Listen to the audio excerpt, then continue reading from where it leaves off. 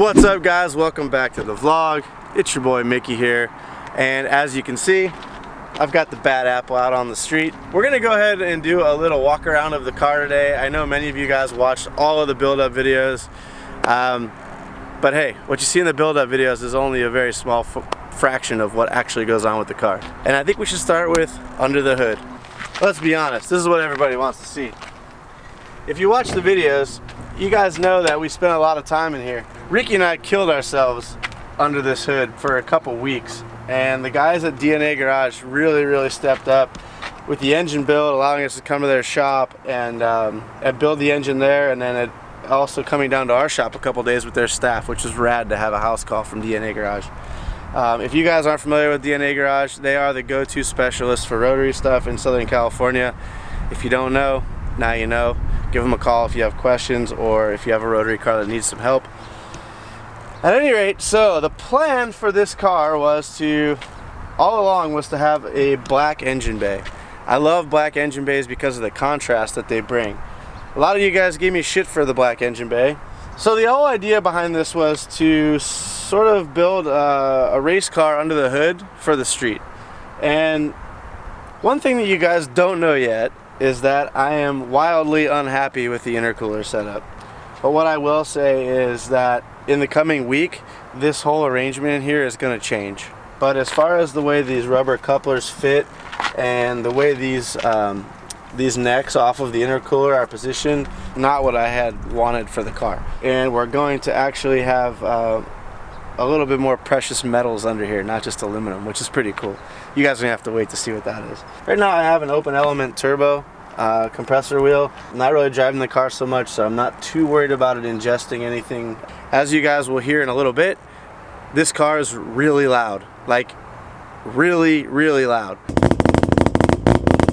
So we need to add something to sort of quiet it down a little bit, because I'll be honest, I can't even take this car home at night without my neighbors all staring out the window at me like, shut up! Here we've got our coil bracket, our 4 AM smart coils here on a bracket that I whipped up, which actually worked out really good. What's cool is it pivots so that I can actually get underneath it to unplug the rye wire harness and get to my clutch master cylinder as well. So in the coming weeks, there's going to be a drastic change under the hood. Once all that's done and I hit about 500 more miles on this bad boy, we're going to jump on the dyno, and then it's time to get busy. So let's walk you guys around the rest of the car. That's under the hood. What's cool about this car is you treat it just like a stock car. I've replaced all the moldings and rubber bumpers and trims and everything, so everything closes like a brand new car. It's so good. Alright, as you guys can see, this red is absolutely gorgeous out in the sun. Thank you so much to the boys over at BCC Unlimited for all the bodywork time they put into this, and then laying down this beautiful Mazda Soul Red Crystal Metallic paint. For those of you that were asking, the paint code is 46V. V as in Victor. If you'd like to put this color on your car, that's the code. The elephant in the room, let's be honest, is the mirrors. I freaking love the mirrors. I've always wanted an FD with fender mirrors, and I now have it. One thing that surprised me was at 7 stock, of all the cars at 7 stock, all the FDs, only 2 had fender mirrors, and my car was one of them. Damn airplanes. So being one of 2 cars at 7 stock with fender mirrors was pretty cool. Oh my God. I got it. Got him. Sorry. So to me,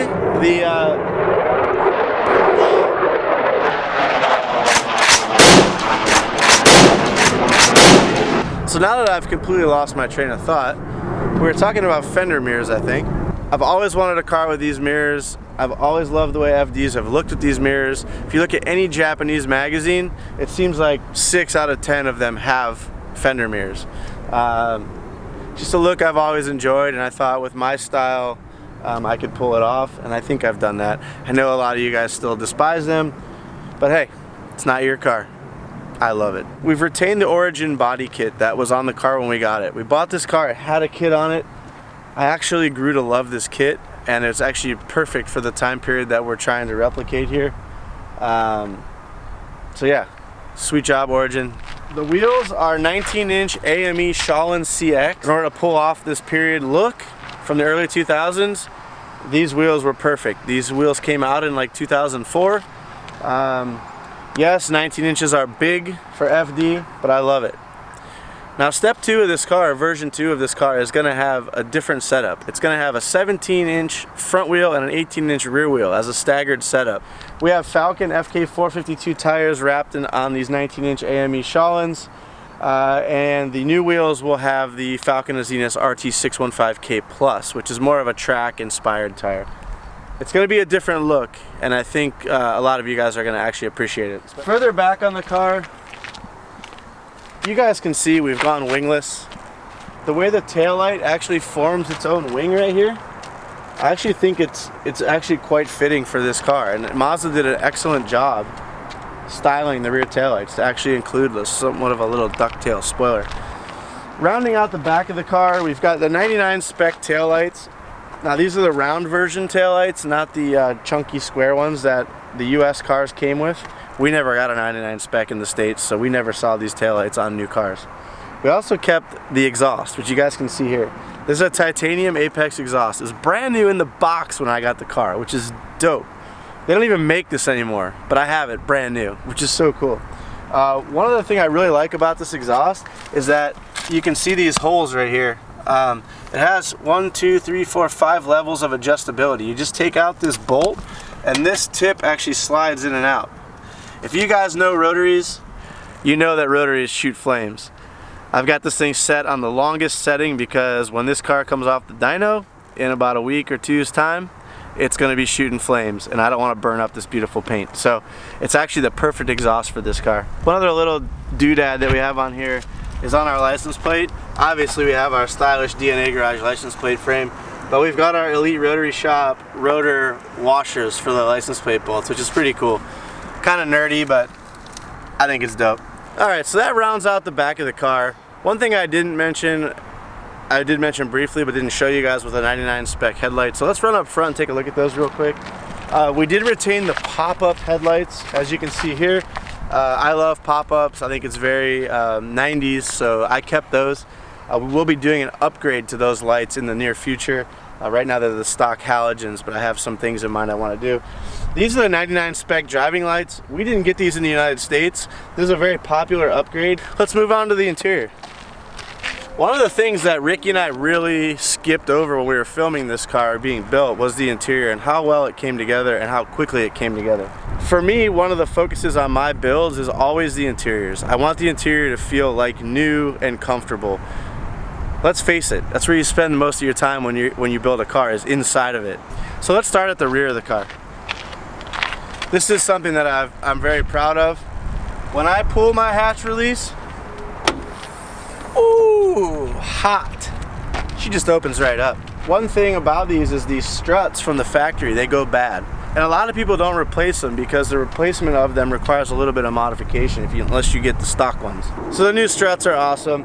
We tossed in the basically super clean interior. We've got a brand new cargo cover, which is super nice and super limited. It took like 4 months to get this thing brand new from Mazda. It just all goes into the thing being super cozy and comfortable when you're in it, and really looking good. You know, when you're at an event or something like that, people really appreciate a clean interior. Moving on to the inside, as you can see, we've got basically like new door cards. As you can see, the driver's seats and the floor mats have been replaced. We've got new carpet. We've got our all new center dash. This is brand new. That's brand new. The center armrest is all brand new. We're able to source all that through Mazda North America, which is awesome. Took a lot of time to get it and cost a lot of money, but man, it smells like a new car in here. As you can see, we got a hole in the dash. We do have a doubled-in Pioneer unit that's going to be going in there, a touchscreen CarPlay setup that we got from Carphonics up in Canada, Ontario, Canada to be exact. And we do have the plans of putting a badass sound system in this car. So all in all, really happy with the way the interior is turning out. It is about 95% complete in my opinion. So yeah, that's my RX-7. I didn't get much into the drivetrain as far as the clutch and all that stuff, but I do have the twin plate action clutch, as you guys saw in previous videos of the engine build. We do have our all brand new Mazda parts 13B that we put together with the boys at DNA Garage up in Santa Ana. We did upgrade the brakes to a Stop Tech aftermarket brake upgrade kit. So we haven't gone any bigger, and we may at some point. This car is going to be making in the 450 range of horsepower. With the 17s on the front, I think they'll look even better because they won't look so small. The 19s make the stock brakes look tiny. I guess that's it for the details of the car. If I didn't address something that you guys are curious about, please shoot me a comment and I'll answer you in the comment section. And now the time you've all been waiting for, let's see the cinematic. Send it.